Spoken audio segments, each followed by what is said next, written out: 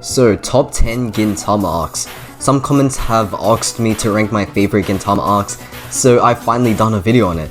Obviously, I'm not gonna rank all of the Gintama arcs because, I ain't got time to rank over 300 episodes of arcs, so I've stuck to 10, and let's just say they're all top tier. There's obviously some more that couldn't make it to the list that are really good as well, but 10. Only 10 of my favorites I'll be talking about today. This list won't be objective as well, but I guess that's common sense because, as I said in the title, my top 10 Gintama arcs. Now with that out of the way, let's just get right into the video. So starting off the top 10 list, I got the Shinigami arc at number 10. Now let me tell you this, the Shinigami arc is probably one of the best animated arcs in all of Gintama. The final movie is obviously up there with it, but wow, this arc had some banger animation. Also, the whole aesthetic felt unreal. No other Gintama arc before this had this kind of production. It felt really fresh for our first serious arc in season 4, and it started off with a banger. And I haven't even talked about the plot yet. Also the music, damn, that was great. The story surrounding the executors and how it ties into Gintoki's past was actually surprising. I never had expected to see some bits of his past in this arc, and I thought it was a story only based on these executors. Also, we finally get to see Nobunobu for the first time in this arc, who had been mentioned in the Courtesan of a Nation arc. I was really interested in who this guy actually was, and yeah, he finally showed up. Even if he was a clown at this point of time, I was curious. I love the story of Gintoki and Asaemon, and the little flashback that happened after the incident of him running away. They gave us the scene of how he ended up at the grave of Otosei's husband. It's just all connected really well. I loved putting 1 and 2 together in this arc and creating an idea in my head of Gintoki's backstory. We hadn't even seen the super serious flashbacks that showed up in episode 305, so doing that was pretty fun.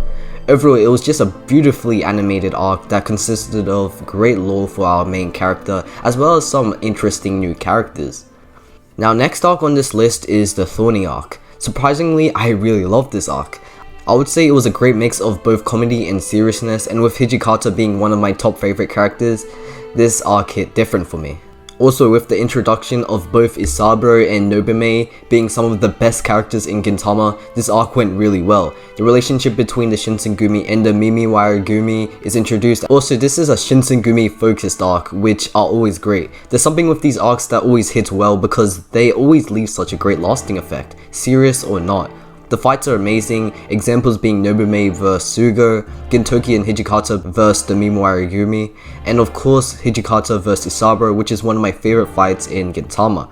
I just think I have a strong bias to this arc because of the cast of characters that were in it. They're all amazing and some of my favorites of all time, and the way they were used in it fit perfectly well in this arc. Finding out Hijikata's backstory is a really nice touch, and I genuinely think it's pretty underrated. Overall, it's an enjoyable arc that included some sick moments as well. Next arc on this list is the Gintama arc. Now, the Gintama arc was something I never expected to hit hard for me. I thought it would just be another fun comedy arc that would get me laughing, but no. This arc showed the struggles of a forgotten Gintoki and his rise to come back in picture with the rest of Edo. It's an arc that displayed the soul that Gintoki had created over the series. He was broken before the start of the anime and just felt empty, but that changed when he met the rest of Edo, which restored his soul and made it larger than ever before. It's an arc that makes us understand Gintoki's character a lot better, as well as giving us some time to clown on the fraud that is Gintoki. I loved it all the way through. Such a great start for season 3. Next arc is Silver Soul. Also, just to let you know, I'm splitting the Aftermath from it, so Silver Soul Aftermath would be in a different place on the list. But right now, let's talk about Silver Soul. Alright, Silver Soul was a pretty crazy arc. It's the final act and things are about to go down. Everyone comes together in Edo to go up against the invading Amanto and Utsuro. It's a war arc, and it does a war arc pretty well in my opinion. I love how multiple characters get to have their own spotlight, as well as characters coming back in this arc getting in on some action. Silver Soul is just so good in the aspect of character conclusions and showing growth. It's one of the final arcs, so of course it should show this stuff, but the way it does it, I love it. Everyone, and I mean the whole cast of Gintama, were wild in this arc. Just makes me appreciate how great this cast is and how well it is used in the story. They don't get left behind or given horrible character conclusions, but we're shown the growth that they've gone through and payoff for this final arc. Also, that Utsuro fight, man, I explained how I felt about that fight in the Silver Soul video, so if you know, you know. Greatness, just greatness. Now next on the list I have Courtesan of a Nation. Wow, just wow, this arc was something special. I explained a lot about it in the Courtesan of a Nation video, but damn, just remembering it makes me feel so good. The way the arc starts off as a simple job and turns into one of the largest things that had happened in Gintama is just crazy. Like, I mean, how does trying to find a person's lover turn into a political war? This is why I love Gintama, man. It drives the simplest things into something crazy like this. The way the political plot is still able to connect to Gintoki's past is something that was really amazing as well. This was the arc that showed us a whole lot of flashbacks for Gintoki.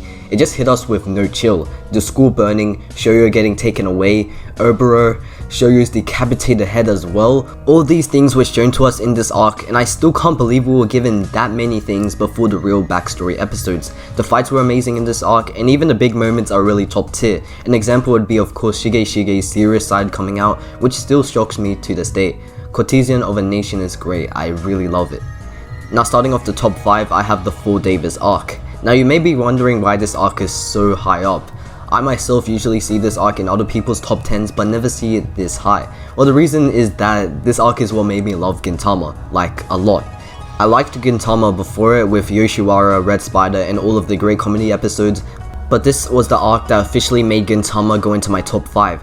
Just everything that had happened in a matter of 5 episodes is probably perfect for me. The relationship between Otose, Gintoki and Jirocho, the shocking fight against Jirocho, Gintoki trusting in his friends to stand side by side with him, the final fight, and of course that amazing ending. Everything fits perfectly for this arc. Also the parallels between Gintoki and Jirocho were great as well.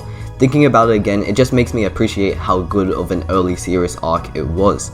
It also got me to watch 100 episodes of Gintama in a week, and I don't regret it. Also, that opening and ending were so top tier. The experience of starting an episode with opening 9 and leaving the episode with ending 17 was just too amazing. They're both really good songs, especially Samurai Heart. The next arc on the list is the Rakio Decisive Battle arc. This arc was insane, from start to end. It's a setup for the final arc as well as showing us insight on the characters we hadn't gotten that much background on. This was a Kagura focused arc most of the time, and I loved that a lot.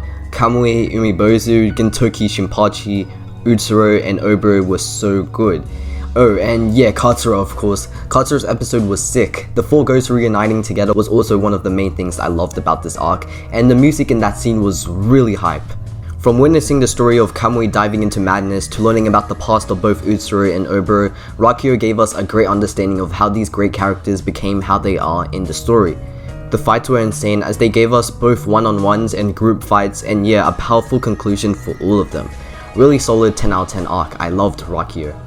Now starting off the top 3, I have Silver Soul Aftermath. Just amazing. This arc is made so well in the final movie, and it's really enhanced with the animation, music and voice acting that's just pure movie quality.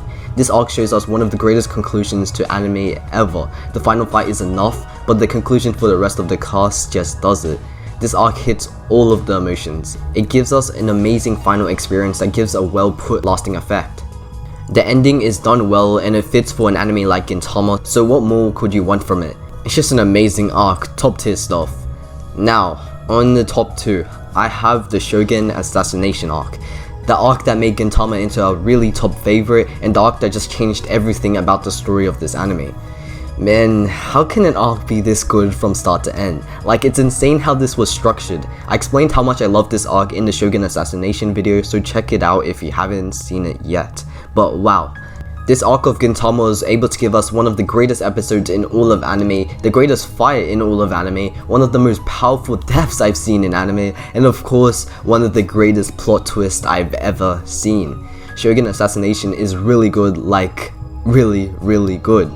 Dare I say it's perfect. Everything from the ninja plot with Zenzo to the students of Shoyo plot fit surprisingly well, like how you're able to make 2 great storylines in one arc. It's insane. I love this arc and it will always stay a favorite.